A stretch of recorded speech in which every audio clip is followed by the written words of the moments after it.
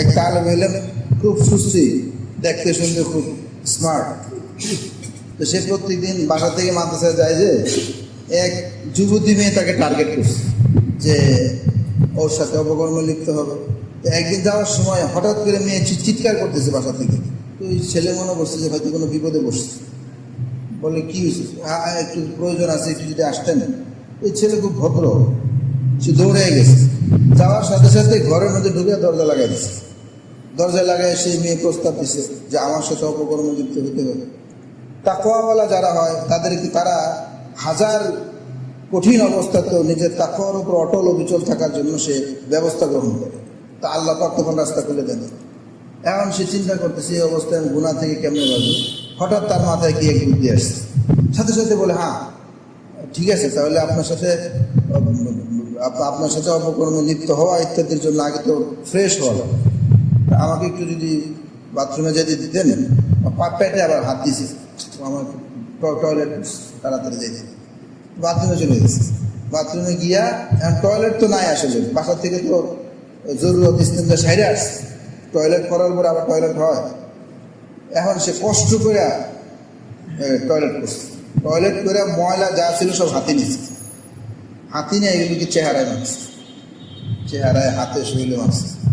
যখন এই অবস্থায় বের হয়েছে তখন এই অবস্থায়ও কি ওয়েলকাম বলবে, সাথে সাথে বলে কি রে পাগল না, বেরো বেরো গল্প বেরো, বের করে দিচ্ছে। ও তো মনে মনে বলে আলহামদুলিল্লাহ, আল্লাহ পাক আমাকে গুনাহ থেকে বাঁচাইছে।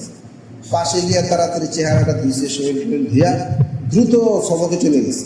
আগে তো এত উন্নত সাবান ছিল না, এখন দ্রুত সবকে চলে গেলে পিছনে বসছে যে সামনে থেকে সবাই এরকম করতেছে, মানে নাকে গ্রাম নিতেছে গন্ধ, পিছনে খালি সবার ওর দিকে তাকাইতেছে। সে তো লজ্জায় খালি মাথা নিচে নামা যে আমার শরীর থেকে মানে গুয়ের গন্ধ আসতেছে, এই জন্য ছাত্ররা এরকম করতেছে। উস্তাদ দূর থেকে, উস্তাদ তো চিনে কোন ছেলে কি, যে ঘোড়া পালে সে জানে ঘোড়ার দাঁত কয়টা গেছে। উস্তাদ এই ছেলের দিকে তাকায় আছে যে তার চেহারার মধ্যে ভিন্ন রকম ছাপ আজকে দেখা যাচ্ছে, যে এই গুনার সুযোগ থাকা সত্ত্বেও সে এত বড় কঠিন মুজাহাদা করে গুনাহ থেকে বেঁচে আসছে। চেহারার মধ্যে ভিন্ন রকম এক দীপ্তি দেখা যাচ্ছে। উস্তাদ দেখে বুঝতেছেন, উস্তাদও বলতেছে বাবা তোমার শরীর থেকে কিসের ঘা।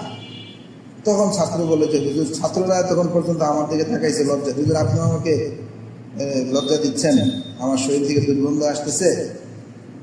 বললেন যে না, তোমার শরীর থেকে দুর্গন্ধ না, সত্যিকারই তোমার শরীর থেকে ঘ্রাণ আসতেছে। কি ঘটনা ঘটছে সেটা তুমি বলো। পরে সে বললো যে হুজুর আজকে আমি এই বিপদে বসছিলাম, তা আল্লাহ পাকের কাছে দোয়া করছি, পরে আল্লাহ পাক আমাকে গুনাহ থেকে বাঁচার এক পদ্ধতি আমার দিলে ঢালছেন, পরে আমি এই পদ্ধতি অবলম্বন করছি। তখন উস্তাদ বললেন এই কারণেই সেই দুর্গন্ধ আল্লাহ পাক তোমারটা সুগন্ধিত পরিবর্তন করে দিচ্ছে। তো গুনাহ এটা দুর্গন্ধ, মানুষ যখন তওবা করে তা আল্লাহ পাক সেই হৃদয়টাকে আবার ধুয়া পরিষ্কার করে আবার সুগন্ধি দিয়ে একদম সুঘ্রাণযুক্ত বানায়। গুনার পথ এটা গন্ধযুক্ত পথ, আর তাকওয়ার পথ এটা সুগন্ধিময় পথ, তাই না? গুনার পথ অন্ধকারযুক্ত পথ, তাকওয়ার পথ আলোর পথ। গুনার পথ অসম্মানের পথ, লাঞ্ছনার পথ, তাকওয়ার পথ সম্মানের পথ, ইজ্জতের পথ। গুনার পথ এটা অধপতনের পথ, আর তাকওয়ার পথ উন্নতি অগ্রগতির পথ। মানুষ যত বেশি তাকওয়ার পথে থাকতে থাকে তার উন্নতি হইতে থাকে, তার মর্যাদা বাড়তে থাকে, তার হৃদয়ের আলো বাড়তে থাকে, অন্ধকার থেকে মুক্ত হইতে থাকে, তাই না? তার মধ্যে বুদ্ধিমত্তা বাড়তে থাকে এবং তার মধ্যে দীপ্তি বাড়তে থাকে, তেজস্বী বাড়তে থাকে।